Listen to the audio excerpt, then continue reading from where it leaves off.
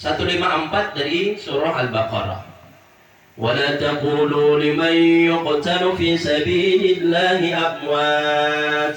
Jangan pernah mengatakan orang mati di jalan Allah itu mati, bal ahya, bahkan mereka hidup, walakin la tash'urun, tapi kalian yang tidak bisa merasakan. Dari ayat ini kemudian para ulama tafsir mengatakan apa? Kematian orang yang beriman itu hanya mampu merubah dua dimensi. Yang pertama dimensi waktu, yang kedua dimensi ruang. Adapun dimensi silaturahim, hubungan dengan orang yang hidup, hubungan dengan dunia sama sekali tidak berubah. Cuma memang bedanya beliau sudah tidak ada di ruang dunia lagi, berada di ruang alam barzakh. Tapi bukan berarti hubungan dengan orang-orang yang di dunia itu sudah putus, tidak. Apalagi terkadang kita ini salah memahami hadis. Idza mata ibnu adam min qata amaluh, kalau seseorang sudah mati putus hubungan dengan dunia. Jadi dunia udah putus, pahala dia.